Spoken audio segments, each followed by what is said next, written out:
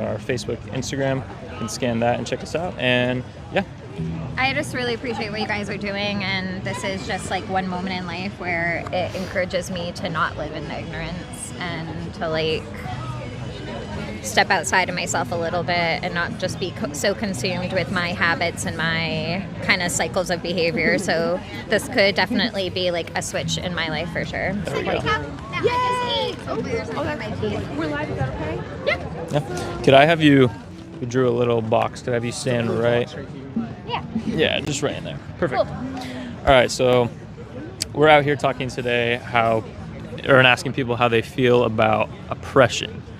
So do you think the powerful, or oppression and like the dynamics between the powerful and the powerless? So do you think the powerful should have the right to oppress the powerless? No, I absolutely think that the powerful should not have the right to suppress the powerless.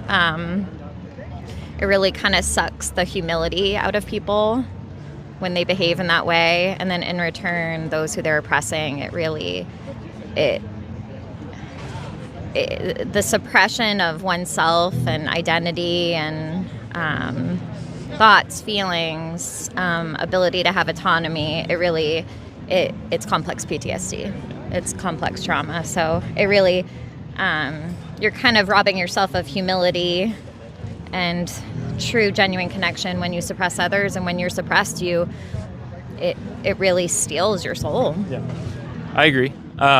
So I want to ask you, how do you feel about the animals, for example, that we send into slaughterhouses and for food and clothing, or use for like entertainment, let's say, like at zoos or circuses, or in like lab testing, or for like medication and stuff, like testing medication or cosmetics and whatnot?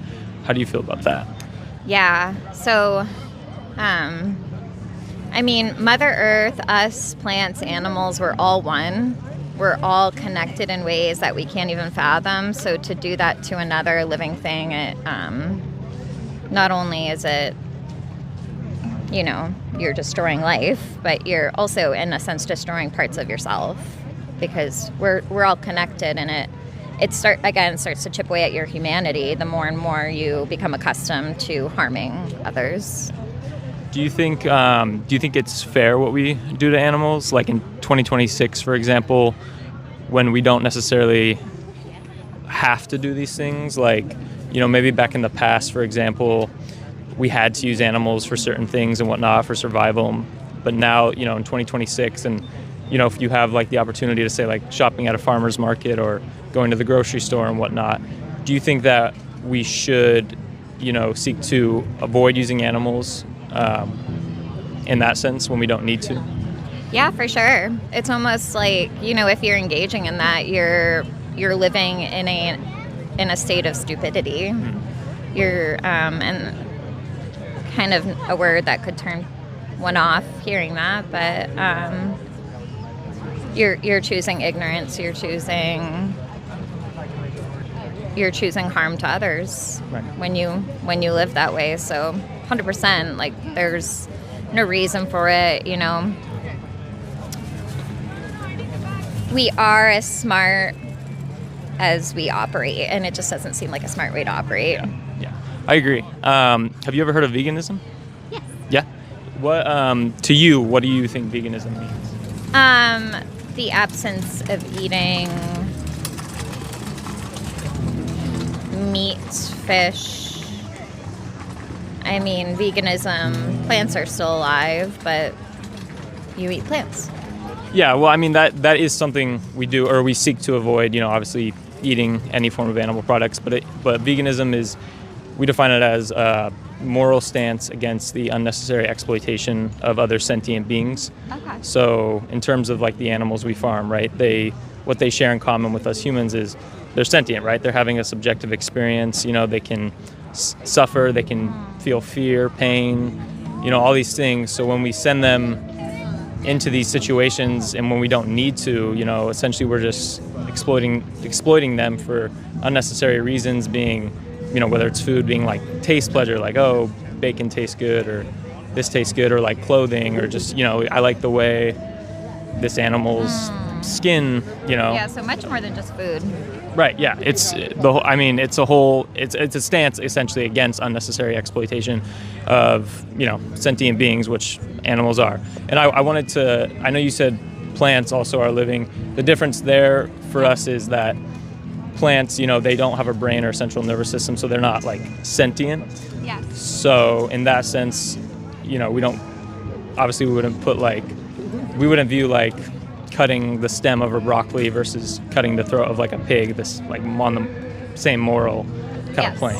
Yeah, that makes sense. Yeah. That makes sense. Have you ever considered going vegan, or have you ever thought about it? I thought about it a little bit. Yeah, I feel like there's really no reason for me not to be. It's pure like laziness and choice of what I was just describing, of being ignorant to something that's happening. Would you ever consider like looking into resources or seeing? Yeah. Could I give you? It's just a resource card. So, this just has a documentary on it. I know sometimes QR codes can be like, if you're not comfortable scanning it, you don't have to. You can literally just look this up. It's on YouTube. It's free.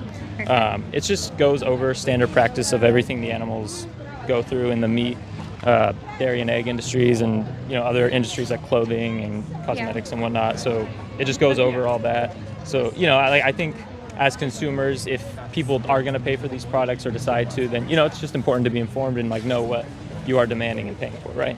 And then if you're also curious, if you want to watch this back, this goes to our YouTube channel and our Facebook, Instagram. You can scan that and check us out. And yeah.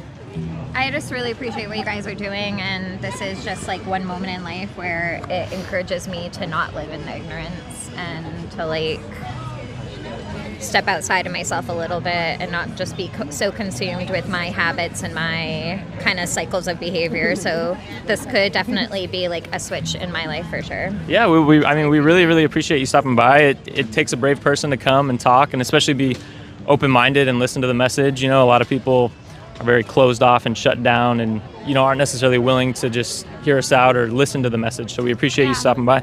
Well, vulnerability is kind of the key in life, and connection. You have to be vulnerable in order to connect. So I'm happy to connect with you today. Yeah, well, thanks for stopping by. And I also wanted to say, you can, on the other side, if you ever did want to message us or anything, you can. And like, if you were, looking for more resources, maybe in regards to like, if you wanted to go vegan and like in terms of diet, if you didn't know where to start, you can always message us. We have other resources too. So yeah. Awesome. I appreciate you guys. Yeah. What was your name? Elizabeth. Elizabeth. I'm Nick. Nice to meet you. Thanks for stopping by. Nice to meet you. Have a great day. You too.